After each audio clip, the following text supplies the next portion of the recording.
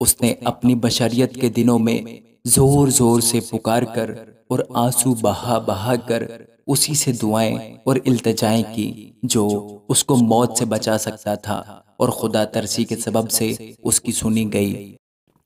خداوند کے زندہ اور پاک کلام میں سے عبرانیوں اس کا 5واں باب۔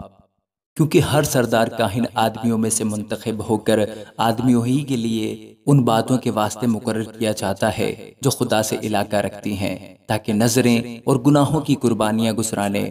اور وہ نادانوں اور گمراہوں سے نرمی کے ساتھ پیش آنے کے قابل ہوتا ہے، اس لیے کہ وہ خود بھی کمزوری میں مبتلا رہتا ہے، اور اسی سبب سے اس پر فرض ہے کہ گناہوں کی قربانی جس طرح امت کی طرف سے گزرانے، اسی طرح اپنی طرف سے بھی چڑھائے۔ اور کوئی شخص اپنے آپ میں عزت اختیار نہیں کرتا جب تک ہارون کی طرح خدا کی طرف سے بلایا نہ جائے۔ اسی طرح مسیح نے بھی سردار کاہن ہونے کی بزرگی اپنے تئیں نہیں دی، بلکہ اسی نے دی جس نے اس سے کہا تھا کہ تو میرا بیٹا ہے، آج تو مجھ سے پیدا ہوا۔ چنانچہ وہ دوسرے مقام پر بھی کہتا ہے کہ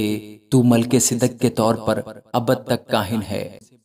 اس نے اپنی بشریت کے دنوں میں زور زور سے پکار کر اور آنسو بہا بہا کر اسی سے دعائیں اور التجائیں کی جو اس کو موت سے بچا سکتا تھا، اور خدا ترسی کے سبب سے اس کی سنی گئی۔ اور باوجود بیٹا ہونے کے اس نے دکھ اٹھا اٹھا کر فرما برداری سیکھی، اور کامل بن کر اپنے سب فرما برداروں کے لیے ابدی نجات کا باعث ہوا، اور اسے خدا کی طرف سے ملک صدق کے طور کے سردار کاہن کا خطاب ملا۔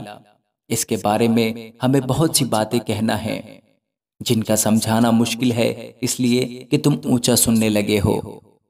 وقت کے خیال سے تو تمہیں استاد ہونا چاہیے تھا، مگر اب اس بات کی حاجت ہے کہ کوئی شخص خدا کے کلام کے ابتدائی اصول تمہیں پھر سے سکھائے، اور سخت غذا کی جگہ تمہیں دودھ پینے کی حاجت پڑ گئی، کیونکہ دودھ پیتے ہوئے کو راست بازی کے کلام کا تجربہ نہیں ہوتا، اس لیے کہ وہ بچہ ہے، اور سخت غذا پوری عمر والوں کے لیے ہوتی ہے جن کے حواس کام کرتے کرتے نیک و بد میں امتیاز کرنے کے لیے تیز ہو گئے ہیں۔ آمین۔